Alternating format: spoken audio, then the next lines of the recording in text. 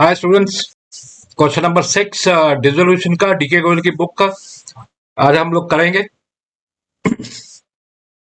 इसमें क्वेश्चन को देख लेते हैं। इसमें रिक्वायरमेंट क्या है। नीचे में रियलाइजेशन अकाउंट बनाना है, एज लोन एंड बीज लोन बनाना है, पार्टनर्स कैपिटल अकाउंट बनाना है, बैंक अकाउंट बनाना है। तो एज लोन एंड बीज लोन है, ठीक है। अब ऊपर आते हैं तो रियलाइजेशन अकाउंट और बाकी अकाउंट होते हैं। और एसेट से शुरू करते हैं, हम लोग ट्रांसफर करते हैं। ये जो कैश है ये तो जाएगा बैंक अकाउंट में। डेटर्स जो है ये रियलाइजेशन अकाउंट, प्रोविजन जो है ये भी रियलाइजेशन अकाउंट में बट क्रेडिट में। ये रियलाइजेशन अकाउंट में स्टॉक, ये सारी एसेट्स को हम सेल कर सकते हैं। अब बीज लोन जो है ये पार्टनर का लोन होता है, ये कैपिटल अकाउंट में जाता है बट यहाँ पर डायरेक्टली कैपिटल अकाउंट में डाल सकते हैं, लेकिन ये लोन अकाउंट बनाने के लिए बोल रहा है तो लोन अकाउंट बनाएंगे, वहां से कैपिटल अकाउंट में डालेंगे इसको, ये हो जाएगा। अब दूसरी तरफ में आता है लाइबिलिटीज। लाइबिलिटीज में क्रेडिटर्स जो है आउटसाइडर लाइबिलिटी है, जिसको पे करना है तो रियलाइजेशन अकाउंट में। एज लोन, पार्टनर का लोन लाइबिलिटी साइड में दिया तो लोन अकाउंट बनता है, तो ये लोन अकाउंट में जाएगा।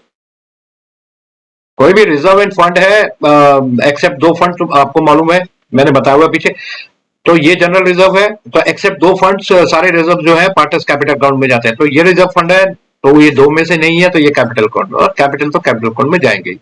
तो इस तरह से ये बैलेंस शीट ट्रांसफर होती है। एक चीज का ध्यान रखना होता है, एसेट साइड डेबिट बैलेंस होता है। एसेट की सारी आइटम्स आपके आंसर में डेबिट साइड में जानी चाहिए। तो और बच्चों ये जो लाइबिलिटीज है इसका क्रेडिट बैलेंस होता है, तो जितनी भी अमाउंट यहाँ दिया हुआ है ये कहीं ना कहीं क्रेडिट साइड में ही जाएगा बस, और वंस जब डालना होता है इस अमाउंट को। जो बैलेंस शीट है वो रिकॉर्डेड पार्ट होता है, तो वहां से ट्रांसफर होता है एक ही अकाउंट में। लेकिन ये जितनी नीचे एडजस्टमेंट दी हुई है ये सारी एडजस्टमेंट्स है। एडजस्टमेंट का मतलब है काइंड ऑफ जनरल एंट्रीज है। तो जनरल एंट्रीज में डेबिट भी होता है, क्रेडिट भी होता है। तो यहाँ का जो ये जो भी एडजस्टमेंट दी हुई है ये हमेशा दो अकाउंट में जाएगा, ये लॉजिक है, ठीक है। ठीक है, रियलाइजेशन अकाउंट बनाते हैं ट्रांसफर करते हैं, एसेट्स को ट्रांसफर कर लेते हैं। कैश तो कैश अकाउंट में जाएगा। डेटर्स सबसे पहले है तो डेटर्स को ट्रांसफर करते हैं टू डेटर्स 1,80,000। तो 1,80,000 तो इधर आ जाएगा। और दूसरी साइड पे गया इसका रिजर्व बाय पीबीडी। मैं शॉर्ट में लिख रहा हूं, आपको पूरा लिखना है वहां पर एग्जाम में। प्रोविजन फॉर डाउटफुल डेट्स कितना है 10,000, तो 10,000 आ गया इधर, ये ट्रांसफर हो गया। उसके बाद स्टॉक है 2 लाख, स्टॉक भी जाएगा इधर ही। डेबिट साइड है तो डेबिट साइड में ही जाना है इसको। और रियलाइजेशन का ये साइड डेबिट होता है और ये साइड क्रेडिट है, ठीक है। स्टॉक है 2 लाख, ट्रांसफर किया। नेक्स्ट पे गए इन्वेस्टमेंट, टू इन्वेस्टमेंट। इन्वेस्टमेंट कितना है 1,50,000, 1,50,000 को भी ट्रांसफर किया। फिर है प्लांट एंड मशीनरी, तो मैं सिर्फ मशीनरी लिख रहा हूं टाइम बचाने के लिए, एग्जाम में ऐसे ही कर सकते हो। मशीनरी 4 लाख।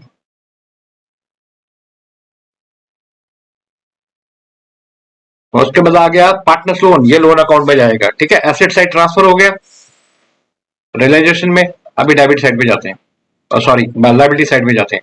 लाइबिलिटीज में क्रेडिटर्स आएगा और कुछ भी नहीं आएगा। तो क्रेडिटर्स आया 2,10,000 बाय क्रेडिटर्स, 2,10,000 हो गया। एसेट्स एंड लाइबिलिटी ट्रांसफर हो गया। अब एडजस्टमेंट में जाके जहां जहां से भी पैसा आना है वो लेते हैं, और जिसको पेमेंट करना है वो पेमेंट करते हैं। बस यही तो एडजस्टमेंट होता है कि पैसा रिसीव होना है और पैसा पे करना है, ठीक है। पहला वाला क्या है, plant and machinery was taken over by A at 60% of the book value। इसका मतलब है ये जो प्लांट एंड मशीनरी है ये हम सेल कर रहे हैं। जब सेल करते हैं, सॉरी, जब सेल करते हैं तो एसेट्स रियलाइजेशन में डेबिट साइड में दिया हुआ है, जब उसको सेल करेंगे तो क्रेडिट साइड में सेल करेंगे, ठीक है। तो इसको 60% पे ये सेल हो रहा है। प्लांट एंड मशीनरी है 4 लाख का। अब इसको 60% इसका कैलकुलेट करना पड़ेगा। तो 60% कैलकुलेट कर लो। 60% एग्जैक्टली 60% पे सेल हो रहा है, तो 60/100 इंटू 4 लाख करो। ठीक है, और मैं शॉर्ट मेथड क्या यूज करता हूँ, 6 4 2 लाख 40, मैं इस तरह से कर लेता हूँ। ठीक है,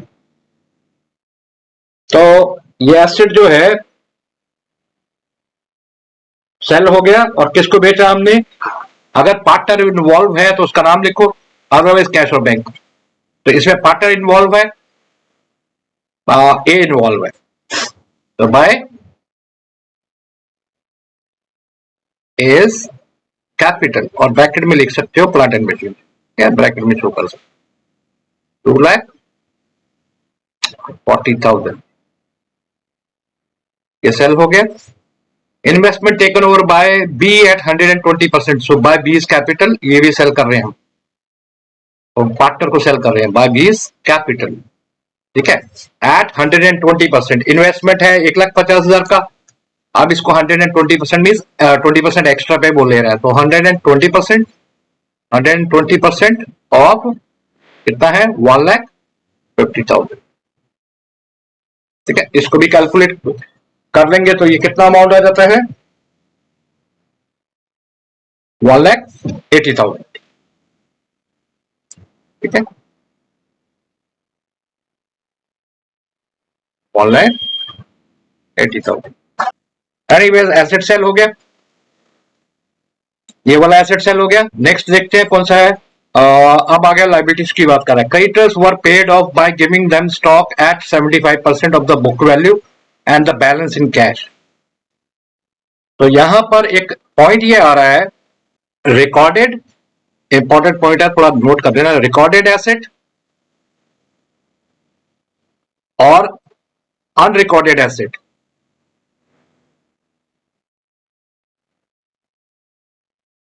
एसेट,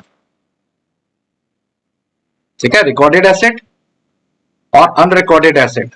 अब ये क्या है, ये मैं समझा देता हूं। गिवन टू रिकॉर्डेड लाइबिलिटी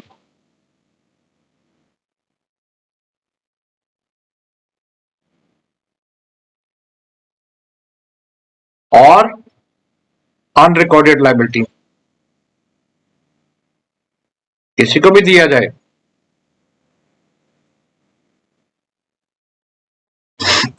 तो इस केस में तो इसको हम छोड़ देते हैं नो एंट्री।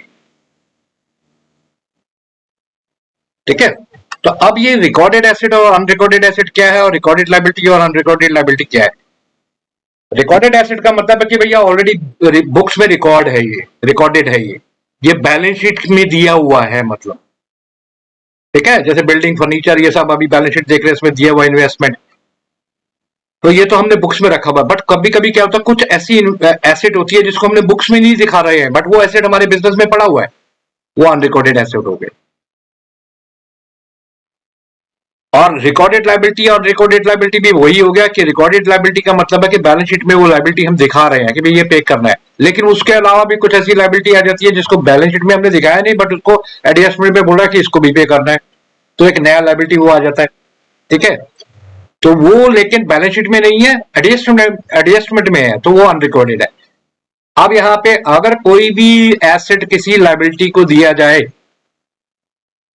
तो फिर उसकी कोई एंट्री नहीं होती है रियलाइजेशन में। ना तो हम सेल की एंट्री करेंगे, उसको सेलिंग करने की एंट्री करेंगे, ना हम उसको लाइबिलिटी को पे करने की एंट्री करेंगे। जैसे क्रेडिटर्स को हमने स्टॉक दे दिया, अब एक साइड पे स्टॉक गया हमारा, स्टॉक हो गया सेल, तो स्टॉक सेल किसको किया, क्रेडिटर को, और दूसरी तरफ क्रेडिटर लाइबिलिटी है, तो क्या हुआ, ऑटोमेटिकली स्टॉक हमारा सेल हो गया और क्रेडिटर्स हम मान के चलेंगे क्रेडिटर्स की पेमेंट हो गई, तो दोनों ही एंट्रीज हम नहीं करेंगे।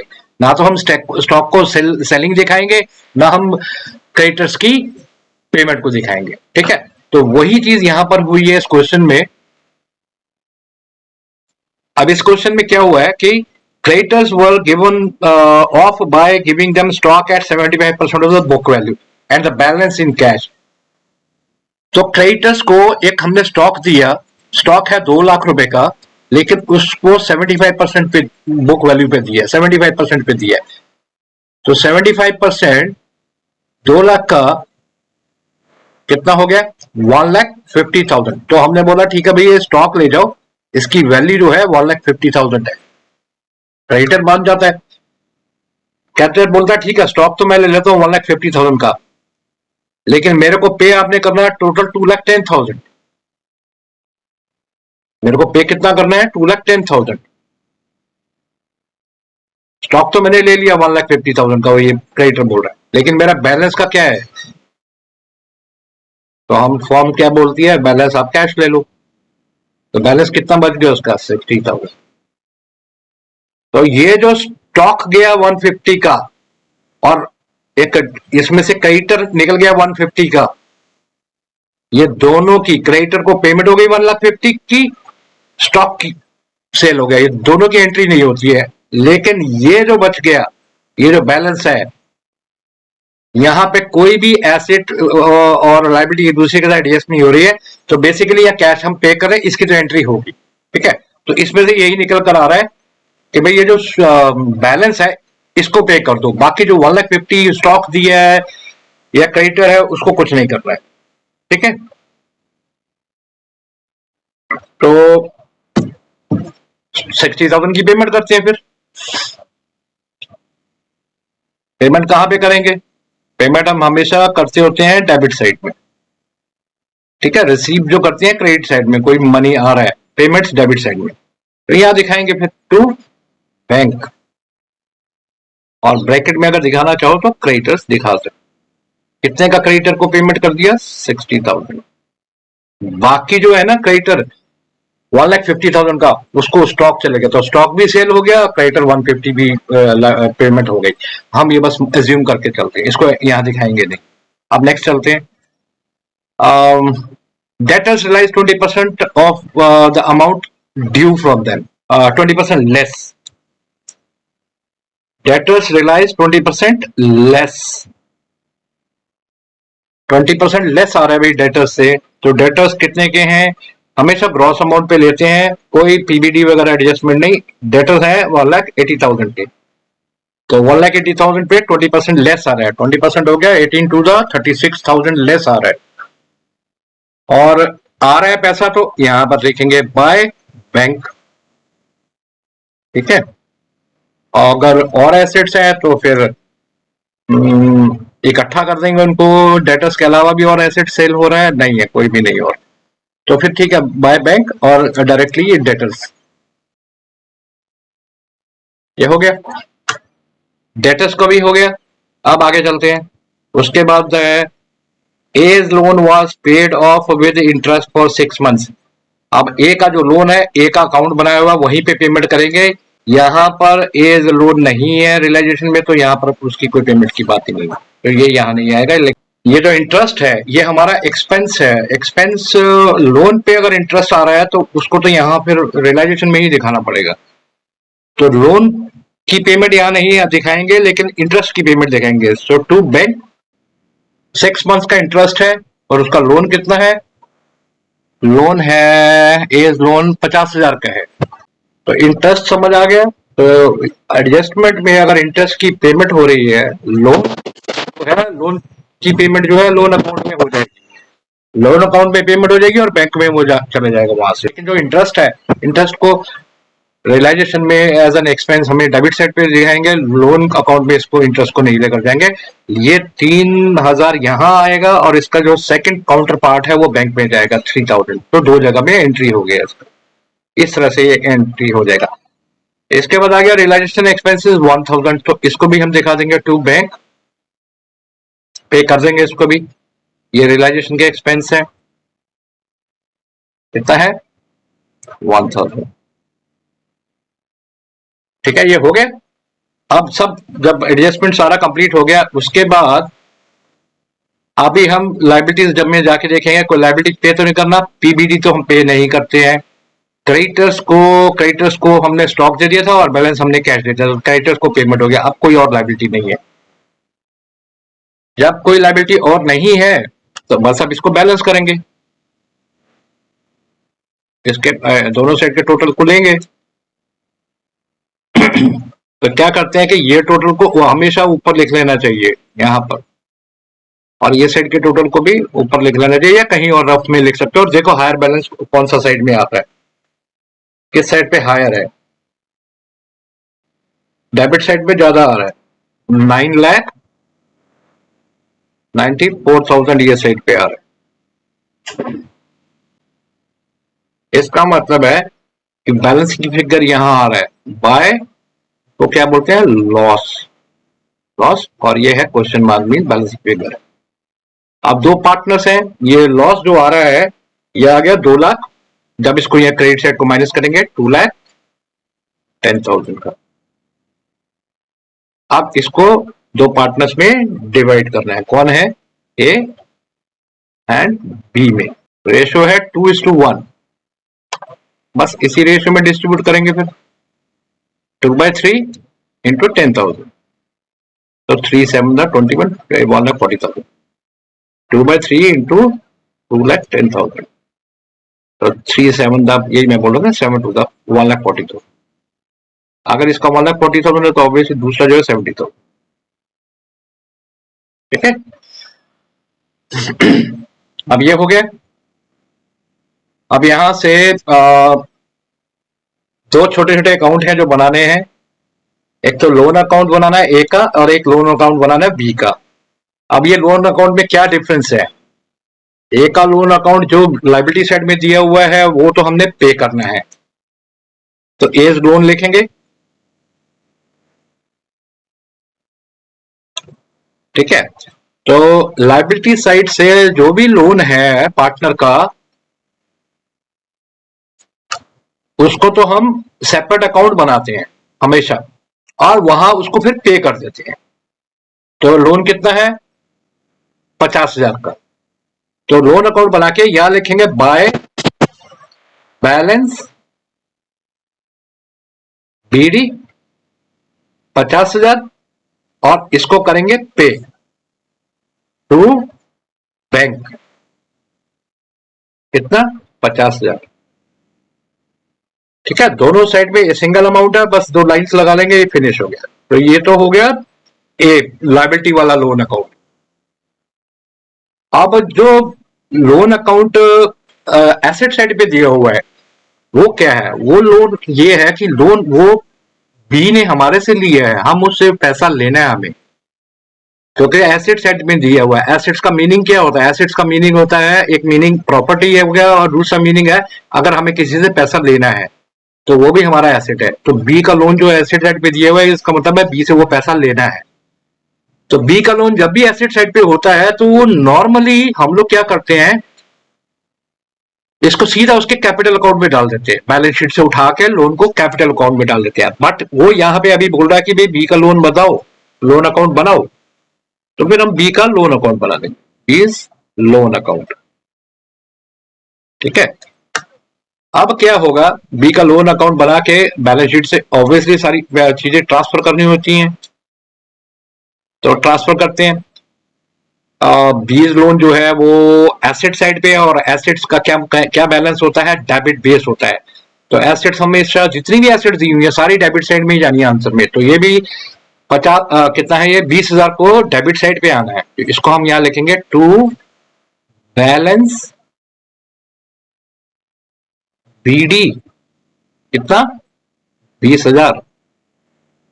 20,000 में लिखने के बाद अब इसको क्या करना होता है, पेमेंट वगैरह कुछ नहीं करना होता है, बस इसका सिंपल लॉजिक है। इसको क्या करना होता है, बी के लोन को या तो डायरेक्टली, देखो मैंने इधर भी लिखा हुआ है, यहाँ पे भी मैंने लिखा कि भैया ये कैपिटल अकाउंट में जाता है, तो लेकिन उसने कैपिटल अकाउंट में हमने ये 20,000 कैपिटल अकाउंट में नहीं डाला अभी, क्योंकि उसने बोला लोन अकाउंट बना दो, तो लोन अकाउंट बना दिया। बट अल्टीमेटली इसको जाना कहां पर है, यहाँ से 20,000 जो है बैलेंसिंग फिगर जो यहाँ पे आया, इसको जाना कहां पे है, 20 कैपिटल अकाउंट में जाना है, ठीक है। तो 20 कैपिटल अकाउंट ऐसे करके हमने इसको क्लोज कर दिया, ठीक है। ये आ गया बैलेंसिंग फिगर क्वेश्चन मार्क, इधर में ये आ गया था बैलेंसिंग फिगर, लोन अकाउंट दोनों बन गए। अब इसके बाद हमको बनाना है कैपिटल अकाउंट। सबसे पहले क्या करेंगे, बैलेंस शीट में जाएंगे, और बैलेंस शीट में जाके पार्टनर को क्या क्या डिस्ट्रीब्यूट होना है, ट्रांसफर होना है, वो सारा ट्रांसफर करेंगे। बैलेंस शीट के एसेट साइड में जाते हैं। एसेट साइड में कोई भी PNL account, deferred expenditure, preliminary expense, ऐसा कोई वर्ड नहीं है। सारा का सारा मैंने जो मार्क किया है आर आर आर आर, और एक बी का लोन अकाउंट आ रहा है, वो नीचे से आ जाएगा। अब लाइबिलिटी साइड में जाते हैं। एसेट साइड से कुछ नहीं है। लाइबिलिटी साइड में से क्रेडिटर जनरल रिजर्व एक आना है 90,000 का, और कैपिटल अकाउंट आना है। बस ये दो चीजें यहां से आनी है। 4 lakh and 2,50,000 capital accounts balances जो है, ये कैपिटल बैलेंसेज जो है, इसको लिख लेते हैं। ये क्रेडिट साइड में है वहां पर, तो इसको क्रेडिट साइड में ही आना है बाय बैलेंस। तो 4 लाख ये का है, एंड 2,50,000 बाय रिजर्व 90,000। तो 2:1 रेशियो में जब हम करेंगे 2/3 इंटू 90,000, ये हो गया 60,000, एंड इसको गया 30,000। बस बैलेंस शीट में से और कुछ भी नहीं है जो पार्टनर्स को जाना है। अब हम क्या करेंगे इसके बाद, फिर इसके बाद जाएंगे ऊपर रियलाइजेशन अकाउंट में और कैपिटल वर्ड को सर्च मारेंगे। तो कैपिटल वर्ड है यहाँ पर, एसेट साइड में है कोई कैपिटल वर्ड। एसेट साइड में, sorry not asset side, debit side में, डेबिट साइड में कोई भी नहीं है। अब आते हैं क्रेडिट साइड में। क्रेडिट साइड में ये है, एक एज कैपिटल दिया हुआ है 2,40,000। एक तो ये है एज कैपिटल, और बी का कैपिटल है 1,80,000। तो ये दोनों अमाउंट को ये क्रेडिट साइड में यहाँ दिया हुआ है। डेबिट साइड में जाके 240 एंड 180 लिखते हैं। डेबिट साइड में जाके 2,40,000 रियलाइजेशन में से आ रहा है, ये टू रियलाइजेशन, ये लिख दिया, और उसका है 1,80,000। ये अमाउंट ट्रांसफर हो गया वहां से। अब और सर्च करते हैं ऊपर में, और तो नहीं है रियलाइजेशन अकाउंट में कोई कैपिटल वर्ड। जहां भी कैपिटल वर्ड नजर आएगा उसको डालेंगे। यहां फिर एक और है, ये कितना है, 140 एंड 70,000। ये भी ए एंड बी कैपिटल है, तो 140 एंड 70,000 ये भी जाएगा। ये है रियलाइजेशन लॉस, तो ये उधर भी क्रेडिट साइड में, तो इसको यहाँ डेबिट साइड पे आके डालेंगे। टू रियलाइजेशन, और ब्रैकेट में लिख सकते हो लॉस। टू रियलाइजेशन 1,40,000 एंड 70,000, एक जीरो और आ जाएगा। ये हो गया। अभी रियलाइजेशन अकाउंट में से सब कुछ ट्रांसफर हो गया। एज लोन में देखते हैं कोई कैपिटल वर्ड, एज लोन में नहीं है। बीज लोन में देखते हैं, बीज लोन में है कैपिटल वर्ड, ये है 20,000, और ये है क्रेडिट साइड में, तो डेबिट साइड में आएंगे। कौन है ये, बीज कैपिटल, बी के कैपिटल में आएंगे, डेबिट साइड में आएंगे, और बी के कैपिटल में लिखेंगे 20,000। और कौन से अकाउंट में से ट्रांसफर होता है वो नाम लिखेंगे, वो है लोन, टू बीज लोन। ये हो गया। तो सब कुछ ट्रांसफर हो गया है, अभी कुछ बाकी नहीं है यहाँ कैपिटल में, तो अब हम इसको यहां से क्लोज कर सकते हैं। ठीक है, तो दोनों अकाउंट को एक एक करके क्लोज करते हैं। पहले ए को क्लोज करते हैं, 2,80,000, 250%। ठीक है, 2,80,000 इधर है, हायर बैलेंस है 280, 2,80,000 माइनस ये वाला साइड कर देंगे, तो ये आ गया टू बैलेंसिंग फिगर है, जो बैंक नेक्स्ट बैंक अकाउंट है वहां जाएगा। ये आ गया 10,000। ठीक है, और दूसरा है 460, तो उसको भी क्लोज करते हैं। 4,60,000,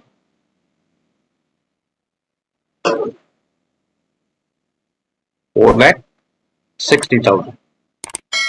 ठीक है, इसको 3,80,000 को माइनस करते हैं, 80,000 हो गया। कैपिटल अकाउंट हो गया। अब लास्ट अकाउंट पे आते हैं, वो क्या है, वो है बैंक अकाउंट। तो कोई भी अकाउंट बना रहे हैं तो सबसे पहले तो बैलेंस शीट में से जाके लेना है।